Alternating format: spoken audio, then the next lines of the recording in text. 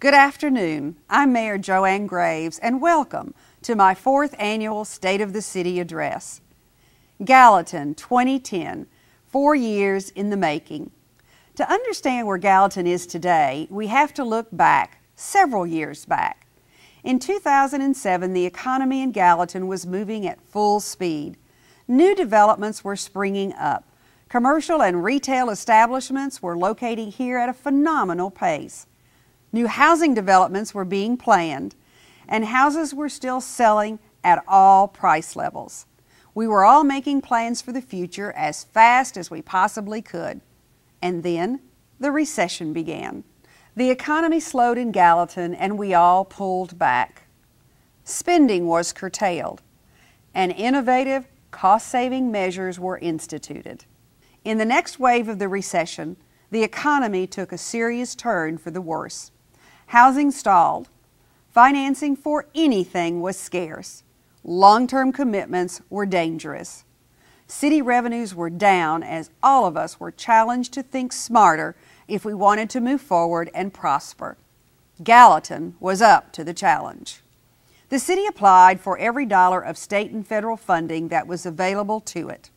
When funding was available for transportation and resurfacing projects, we secured $3.2 million, second only to Nashville. In order to survive the economic downturn in falling revenues, this administration has applied for every grant that could help fund necessary projects. Some of these grants are 100% funding. That means they require no match from the city, no impact to our budget. Some grants require a match, but still cover up to 80% of the project before any city funds must be used. As Dr. Warren Nichols recently said, "If you give me 20 cents, I can make $1."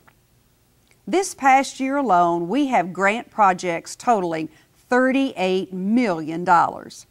This state and federal funding is allowing us to complete the following projects: the realignment and widening of Big Station Camp Boulevard and Bridge, the revitalization of South Water, the first phase of our Greenway, the installation of new energy-efficient lighting in our Civic Center and City Hall, the purchase of bulletproof vests for our police department, as well as the purchase of new police vehicles, and the relocation of Airport Road along with moving the associated utilities.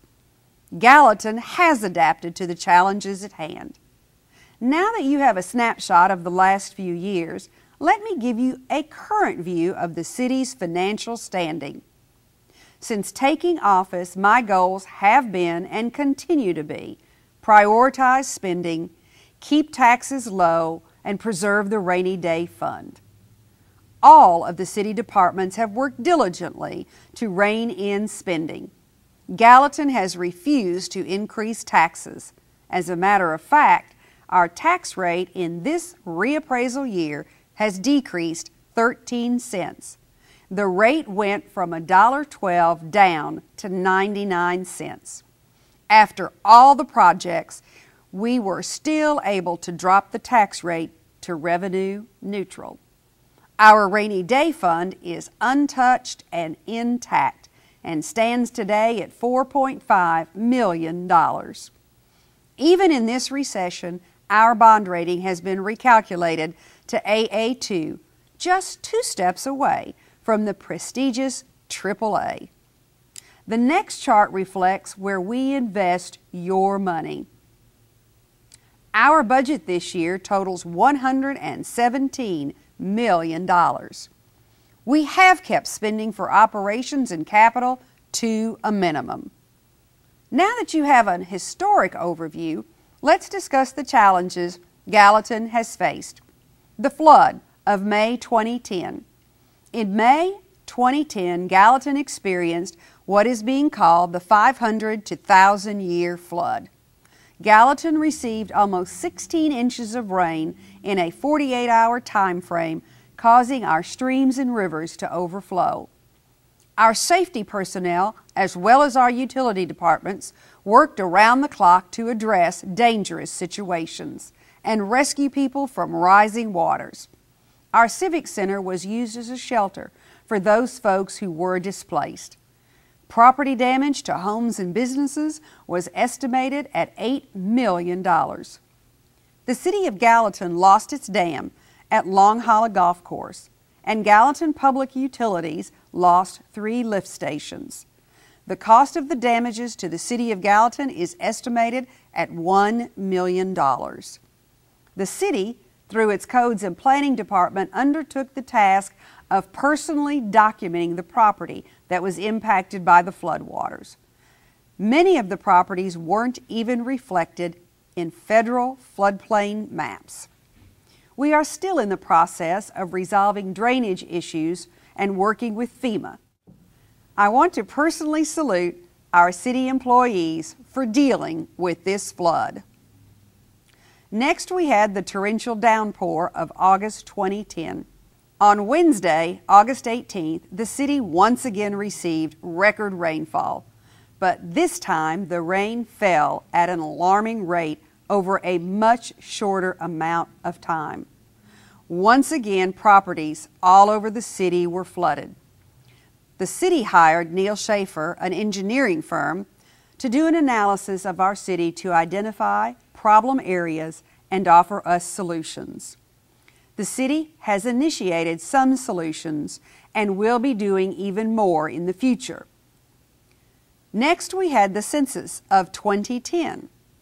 2010 is the year our population has to be counted for the United States Census Bureau.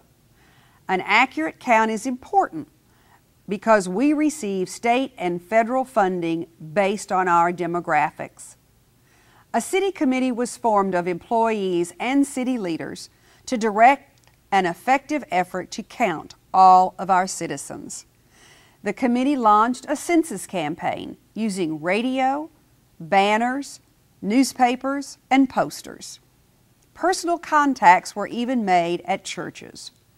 Requests were made to employers to spread the importance of being counted to their employees and to the community. The Chamber did regular email blasts to its membership. Census literature was distributed to grocery stores to be stuffed in grocery bags. Our hard work paid off. The percent of our citizens being counted is 76%. That compares to 74% across the state and 72% nationally. 10 years ago, only 69% of our population reported to the Census Bureau. The importance of an accurate count equates to state and federal funding that the city receives. We've also had to deal with falling revenues, both local, state, and state-shared taxes. The city continued to experience falling revenue in 09-10, which necessitated more cutbacks. Capital expenses were kept to a minimum.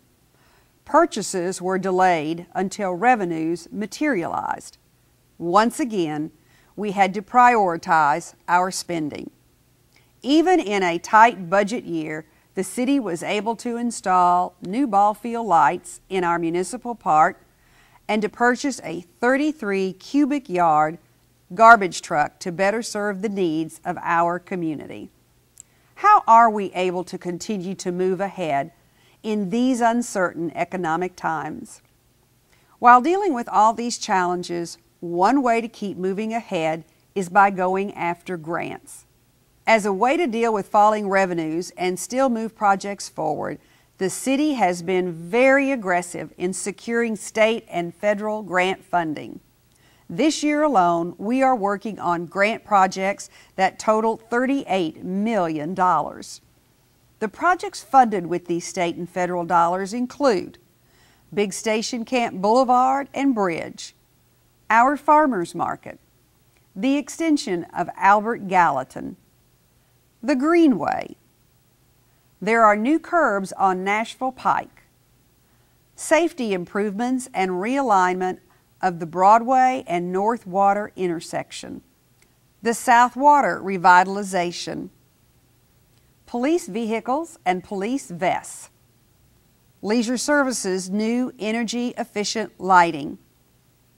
Public Works has expanded their recycling.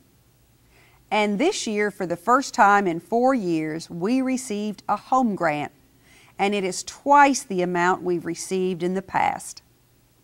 We've also been given a grant to relocate Airport Road and move the utilities. And the long-awaited 109 Gateway Bridge over the Cumberland River is scheduled to go out to bid in the next few months. In addition to these grant projects, the city continues to move forward with other improvements. Our wastewater treatment plant, which is on schedule and within budget. We have purchased bond software for engineering, codes, and planning, which gives us better capability to track not only bonds, but also projects. We continue sewer line expansions, which open up our city to future development. Our foreign trade zone designation is moving forward, and it aids businesses in today's global marketplace. Our EDA's new website, it's a partnership with Vol State's Small Business Development Center, which helps small businesses and entrepreneurs. The Civic Center has gotten a facelift this year. There's new carpet, new cabinets, improvements to the pool area, new doors, and a new sauna, all of which are even more important now that Sumner Station has closed. At our new service center, we finished 2 buildings and are working on a 3rd. We have worked with CSX to improve and smooth the railroad crossing on Eastland. And we're utilizing Workforce Essential crews at no cost to the city to clean up critical sections of Town Creek. Let's talk about our business expansion and business outlook. Gallatin has a great primary industry base. Gallatin has 6 corporate headquarters. The ServPro expansion of 120,000 square feet will lead to 54 new jobs. The planned Linatex expansion will create about 24 new jobs. Our Samick Music Corporation has purchased 1.7 million shares of Steinway stock, making Samick 1/3 owner of Steinway. R.R. Donnelly celebrated 35 years in Gallatin. All Access Coach has moved into its new facility. And the Kroger Savannah Marketplace has opened. It is the largest marketplace of its kind in the state of Tennessee. And in order to help serve our business community, EDA expanded its wages and benefits survey to provide county-wide data. One of the most talked about events in our community is the sale and acquisition of our hospital to LifePoint, which will bring about $500,000 in property taxes to the city. Let's hear from one of LifePoint's executives as to why they chose Gallatin. You know, when we look at Gallatin and Sumner County, we see a growth corridor here. We see a community that has a lot of potential. We see a community that has people, leadership in the community, elected officials, business community, medical community working together to take advantage of those potentials. You know, the economy has impacted everyone, and it's impacted every community that we work in across the country. But some communities are just in a better position than others. Some have made the strategic investments. Some just have the strategic mindset to take advantage of that growth. We see that potential here in Gallatin. We want to be a part of that future. We want to help shape that future with the community leadership. Gallatin has been fortunate to be recognized by others at the regional, state, and national level. The Greater Nashville Regional Council recognized Gallatin with 5 awards of excellence. They honored Leisure Services for expanding Triple Creek Park. They honored the Planning Department for the Gallatin on the Move 2020 Development and Transportation Plan, which is now the accepted model. GNRC honored Public Works for its recycling program. They honored historic Rosemont, which is owned by Gallatin, for its new marketing efforts. And GNRC honored the City of Gallatin, the Downtown Library Committee, and Sumner County for the cooperative effort to establish the new Gallatin Library. Other recognition Gallatin has received includes a book written about the revitalization of our downtown as the accepted model for communities across the country. Jim Savoda, our Community Development Coordinator, presented the model at a national planning conference. The American Society of Landscape Architects honored Gallatin's downtown with a prestigious Award of Merit. Our Codes and Planning Director, Tony Allers, was named the 2009-10 Codes Official of the Year and received the President's Award from the Tennessee Plumbing and Mechanical Inspectors. Several publications named the Gallatin Economic Development Agency as one of Sumner County's most influential organizations. Leisure Services received the 4-Star Award from the Tennessee Recreation and Parks Association for its Pumpkin Splash and other programs, and they also received a 4-Star Award for the softball complex at Triple Creek Park.